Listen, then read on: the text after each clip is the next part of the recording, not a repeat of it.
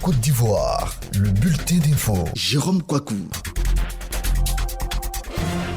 Bonjour à tous, on fait le tour du continent en quelques minutes pour prendre les nouvelles de l'Afrique présidentielle. D'abord, Burkina Faso, faute de consensus, le CDP ne déposera pas de recours. Le Congrès pour la démocratie et le progrès, le parti de l'ancien président Blaise Compaoré, dit prendre acte des résultats provisoires de la présidentielle proclamée par la commission électorale.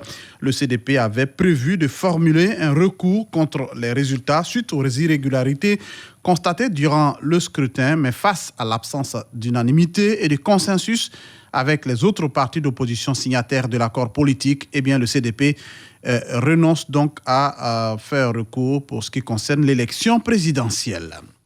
Au Tchad, le 1er décembre 1990, souvenez-vous, Idriss Déby accédait à la magistrature suprême suite à un coup d'État renversant Hissène Habré. Voilà maintenant 30 ans que Idriss Déby, élevé l'été dernier au rang de maréchal, est à la tête du Tchad. Malgré les contestations politiques, son régime semble solidement installé. Son bilan sur le plan institutionnel est sujet à débat.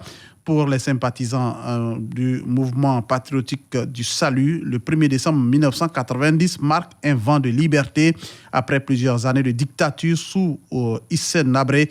Depuis, de nombreuses réformes ont été faites pour introduire une forme d'ouverture des institutions, comme le souligne un des ténors de la majorité présidentielle.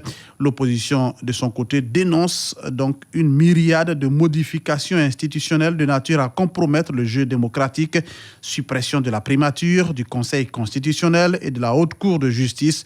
30 ans plus tard, c'est toujours un régime militaire qui prévaut, dénonce un leader de l'opposition pour qui la nouvelle constitution de 2018 marque une régression de plus.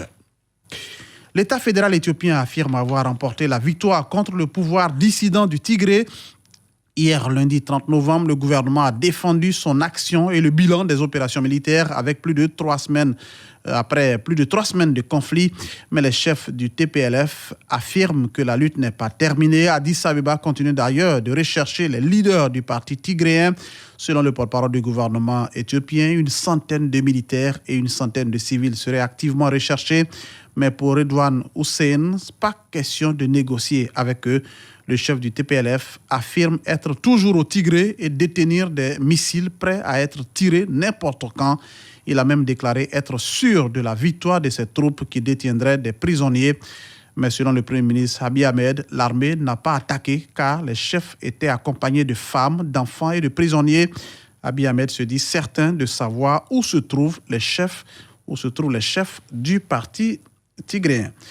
Terminons au Sénégal avec ce scandale. Plusieurs fidèles de Modou Kara accusés de trafic d'êtres humains ont été arrêtés. C'est un scandale en ce moment au Sénégal après l'arrestation entre le 26 et le 28 novembre dernier d'une quarantaine de personnes dans des centres de redressement du marabout Serigne Modou Kara Mbaké, chef religieux de la confrérie des Mourides et également personnalité politique.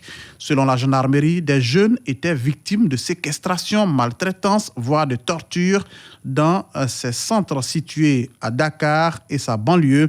Une enquête est en cours. L'affaire est entre les mains du procureur de la République. Voilà les infos qu'on a pour vous sur le continent ce mardi matin. Excellente journée, l'info revient à 9h. C'était le bulletin d'info présenté par Jérôme Kouakou.